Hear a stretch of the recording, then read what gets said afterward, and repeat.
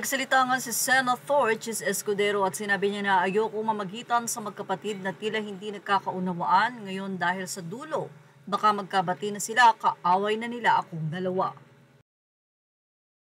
Yes, pinangunahan nga muli ni Senator Amy Marcos, Senator Bato de la Rosa at Senator Peter Alan Cayetano ang nasabi nga pong hearing sa pagdinig pa rin sa di umano ay illegal na pagdakip kay dating Pangulong Rodrigo Roa Duterte na dinala nga sa ICC o ngayon ay nasa The Hague, Netherlands.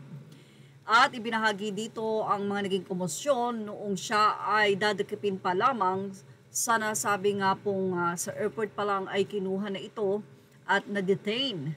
At doon na nga nagkaroon ng interaction ang nasabi nga pong kapulisan.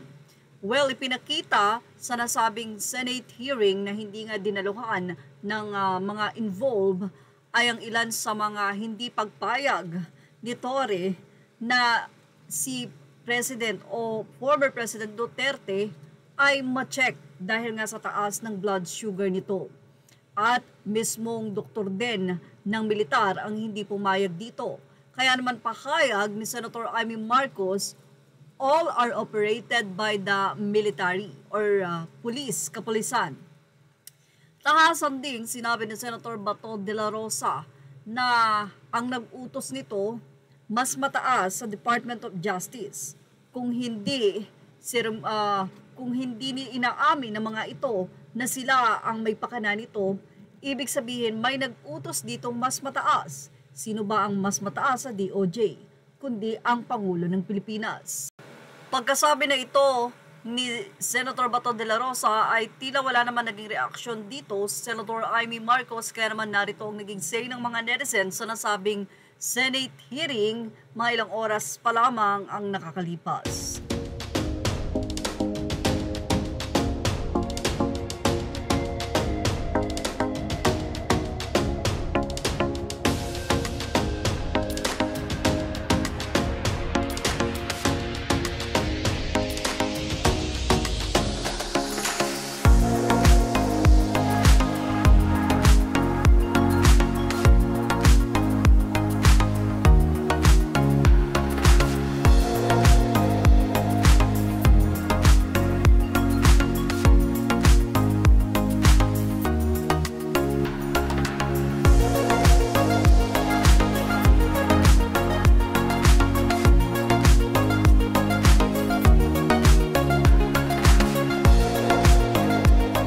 At ayon din kay Senator Bato de la Rosa, malaki ang pananagutan ni Torre sa paghuli kay FPRRD.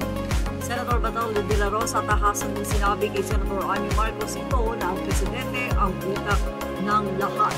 May-ari naman ng jet na sinakyan ni FPRRD mananagot, private jet, binayaran di umano ng Office of President.